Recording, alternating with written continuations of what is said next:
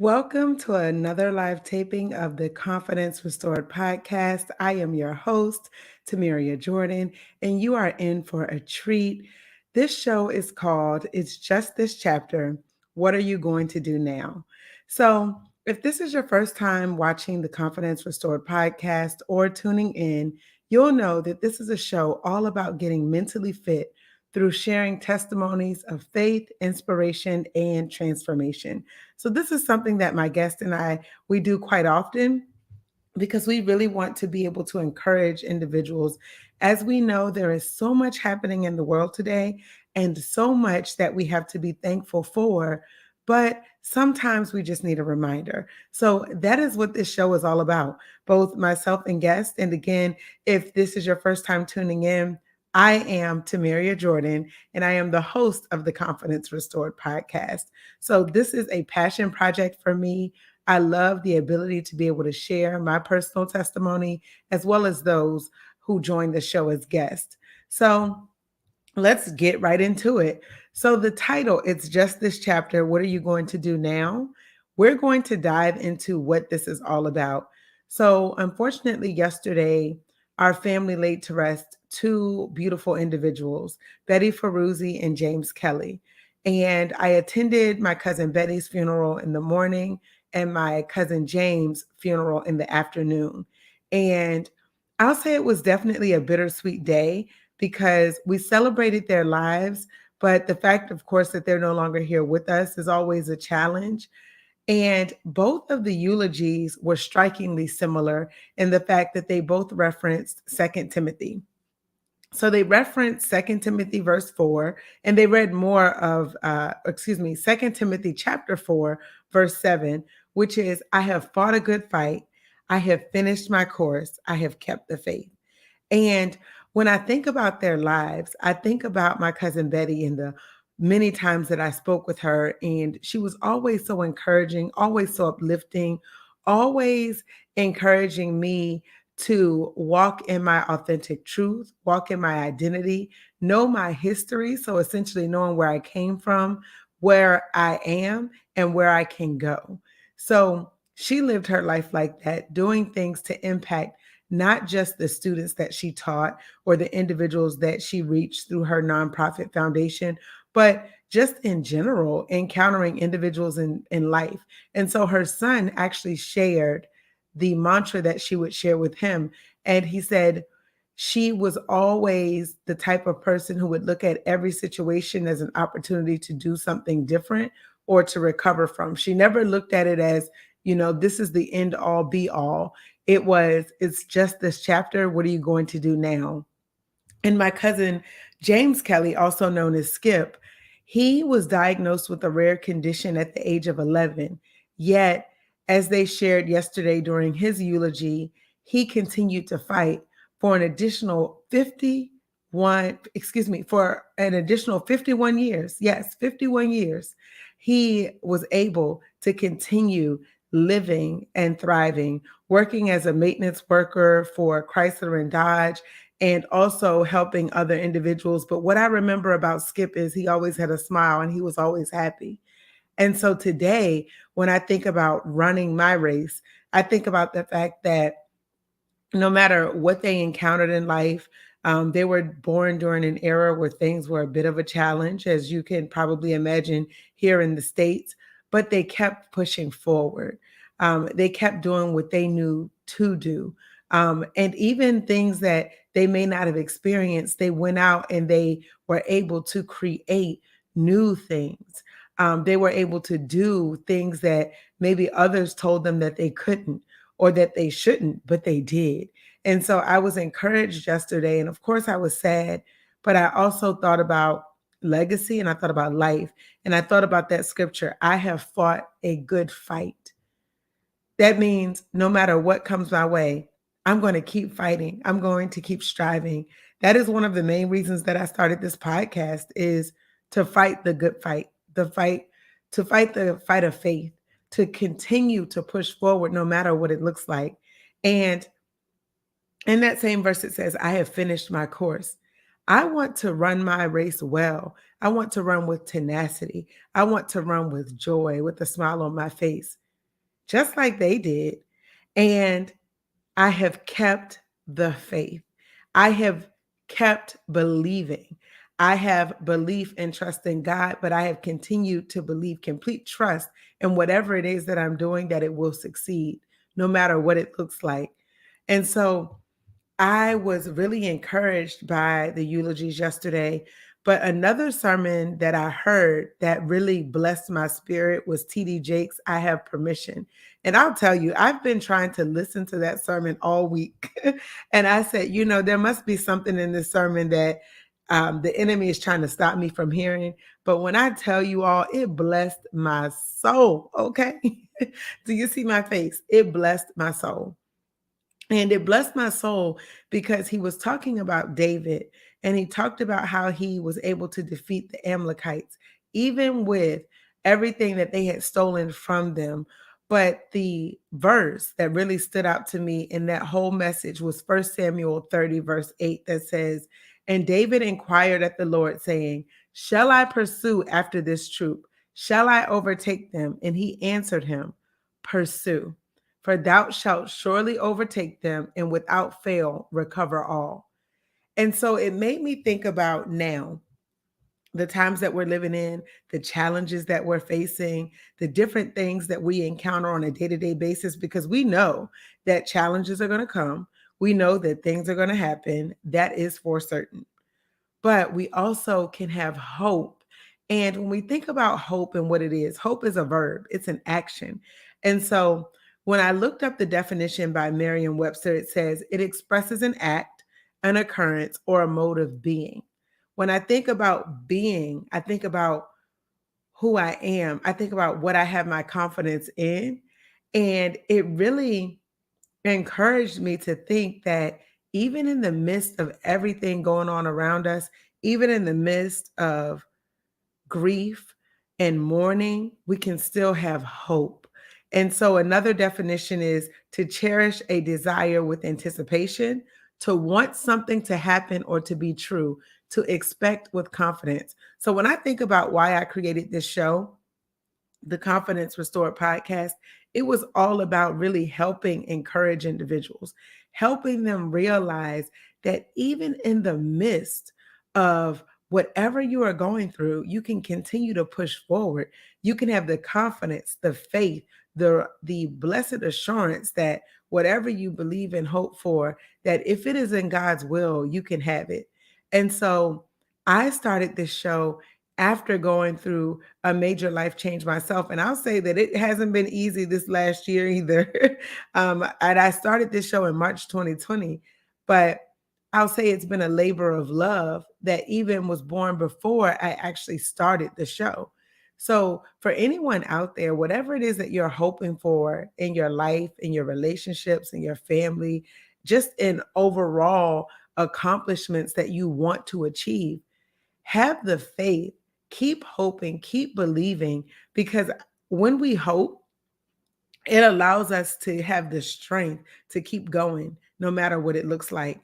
And it made me look up faith. So when we look at faith, I mentioned faith earlier as being complete trust. And it also is loyalty to God. But when I looked up James 2, verse 18, it says, "Yea, a man may say, Thou hast faith, and I have works. Shew me thy faith without thy works, and I will shew thee my faith by my works." And I'm going to fast forward to verse 26, which says, "For as the body without the spirit is dead, so is faith without works is dead also." And so when I started thinking about hope, so it's an act, an expression of believing, um, to anticipate. But then I thought about that combined with faith, which is the trust that that which you hope for will come to pass, but also that you have to keep moving, which brings me to what my cousin Betty's son said. He said she would always tell him, no matter what happened in his life, no matter if he made a mistake or if he felt like he failed at something, she would always remind him that it's just this chapter. And that really stood out to me yesterday because I said, There's so many things that we look at and we live in. You don't have to live in that situation. You don't have to allow it to stop you from achieving, to stop you from growing. All you have to do is keep believing, keep trusting, keep doing what you know to do, to trust in the Lord that whatever it is that you're facing, He already knows, but He will give you a way of escape. Hence, the other scripture that I read, 1 Samuel 30, verse 8. And David inquired at the Lord. So when I hear that, I'm thinking he prayed, he talked to God the same way that Jesus talked to God, and he knew what his purpose was. He knew what he had to do, even though it's something that he wished he didn't have to, but he knew that he did. Shall I pursue after this troop? Shall I overtake them? So, one, he knew to pray. And this is after, of course, encouraging himself because everyone had turned against him. And so he had to actually utilize the individuals who had rummaged the land and taken over where they were and burned it down and stole the women and children. He had to actually work with them to restore what he had lost. But after he encouraged himself, he went to God and said, he went to God and literally said, shall I pursue after this troop? Shall I overtake them? And he answered him, meaning the Lord, pursue, for thou shalt surely overtake them and without fail recover all. So that brings back to remembrance hope. He had the hope and the faith, the trust that if he were to pursue, because God told him to pursue, that he would surely win. And he was able to defeat them because it says that you will surely overtake them and without fail recover all. So when we think about faith, we think about works, we think about hope. So I look at it as like this a process. And I tend to be pretty structured. So it's probably not a surprise that I mentioned a process, but literally it's the hope, it's your belief, it's what you have your confidence and your trust in. Hence the reason I named this show Confidence Restored. It's what you believe. And then literally it's an action. So I wanted to focus on hope because it's what we believe, but it's also a verb. So it's an act, an occurrence, or a mode of being again. So when we think about hope, we think about faith. The two, to me, it really is working together. It's what we think, so our mindset, and it's what we do. What works are we going to do? If God tells us to pursue, are we going to pursue? Are we going to follow after our dreams no matter what it looks like? And as my cousin Betty would say, what are you going to do now? And let me tell you, when I say things have been a challenge lately, it has been a challenge. But I continue to have hope for better days. So when I face challenges, I hope that things will get better. And it's that hope that keeps me going. And then after I hope, I do. I continue to walk in my purpose, even when I may not want to record a show necessarily. I push through because it helps encourage and build my faith as I'm looking to encourage others. I too am being encouraged and being strengthened by sharing these messages of faith, inspiration, and transformation. I always say we're about that fit life. So I encourage you, if you're feeling hopeless, switch that around and be hopeful. So don't hope less. Be hopeful. Be full of hope. Be full of energy. Be full of zeal. Be full of faith and know that if it is in God's will, he will not withhold any good and perfect gift from you. No matter what it looks like, no matter what they said, no matter what they did. Don't hope less. Hope more. Be hopeful. And I like to think of the analogy of the glass being half full and half empty. It really is our perspective, how we look at things. But as Cousin Betty said, it's just this chapter. What you are facing is not a life sentence unless you allow it to become a life sentence. The things I've gone through, let me tell you, some days I cried And some days I felt like, how am I going to keep moving forward? And I look at where I am now, and I know that it was the hope that kept me pushing. And then it was the faith, but then it was the works because I did not stop. And I encourage you, even when you want to give up, even when you want to stop, don't. Keep going. So I hope and pray that this short message of encouragement rests in your spirit and allows you to know that you are not alone, that we all face trials and troubles in this life, and that's a guarantee. We also know that at some point we will transition and we will die. But when we do, are we able to say, I have fought the good fight? Are we going to be able to say, I have finished my course, not their course, my course? So I am on a path to finish my course. And the fact that I'm alive today gives me another opportunity to keep running my race. And even when I may not feel my best, that I continue to push forward. And I know that everything is not going to be peaches and roses. I get that. I know some people are like, well, how can you look at the glass half full when so many crazy things happen, or you get an unexpected phone call, or you get an unexpected diagnosis? Trust me, I get it. There are things that I've walked through myself that was unexpected. And actually, when I think about where I was in 2020, this was essentially 3 days after I had an appointment for a DNC surgery due to a miscarriage. And if you've been listening to this show, you know that I went through that ordeal for 30 days. When I look up statistics about women who've died because there was afterbirth left in them, in my case, I ended up with a fever. And that was because my body knew something was wrong. So I could easily have not been here. But yet again, God saw fit to spare my life. I'm here for a reason. So as long as I'm here, I'm going to keep hoping.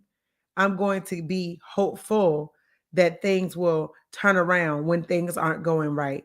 I am going to have faith and trust in God and believe that He will deliver me, that He will be able to recover all. So I believe that He is telling me in the midst of my trials, in the midst of my circumstances, to pursue. And I am here to tell you to pursue. If we pursue, we have the opportunity to recover all. If we believe what He says, then we will recover all. Because He said, if your natural father knows how to give good gifts, if we were to ask God for bread, would He give us a stone? If He takes care of the birds in the air and the animals day by day, they don't worry. They just go on about their business. And for us, it's hard because we have those experiences. And I love what T.D. Jakes said in his sermon, I Have Permission. Feelings are not facts. And so it's one of those things where some people may say hope isn't a fact. It's a belief. But it's a fact for me because I believe what the word says. So therefore, I'm acting on the fact that I believe that the word will not return back void and that I will be okay. I believe that you will be okay. I believe that in the midst of turmoil, in the midst of trials, we can be strengthened if we just have faith to be able to walk through the trials that we encounter, believing that better is ahead. And before I leave tonight, I'm actually going to read one of the text messages that my cousin Betty sent. And the reason I want to read it is I think it's really powerful because both her and Skip were very positive people. My cousin Betty Jean and my cousin Skip, and that's what we so affectionately called them. They were beacons of light. And in their own right, they also left a piece of Black history on this world as we celebrate Black History Month. But I want to read the text message that she sent me because it really aligns with what she would tell her son. It's just this chapter. What are you going to do now? So the text reads, we each must find a way or ways to keep hope alive inside. For me, I am singing and playing sounds I like, such as Oh Happy Days, The Greatest Love of All, You Are One in a Million, Don't Worry, Be Happy. I make up songs to sing with words that make me feel deeply. Embrace your joy and happiness as only you can for you. Love, peace, and joy. So when I think about an affirmation, that is an affirmation for me. Embrace your joy and happiness as only you can for you. So, you know how earlier I alluded to the story of David. I encourage you to read the whole chapter, 1 Samuel chapter 30. But in there, it talks about how he had to encourage himself because everyone that was around him had turned against him. So after he encouraged himself, he went to the Lord and said, Shall I pursue? God told him to pursue. We're encouraging you to pursue and have hope and faith that whatever you are facing today, that this too shall pass and that everything will work out for your good, no matter what it looks like. So, thank you so much for tuning in.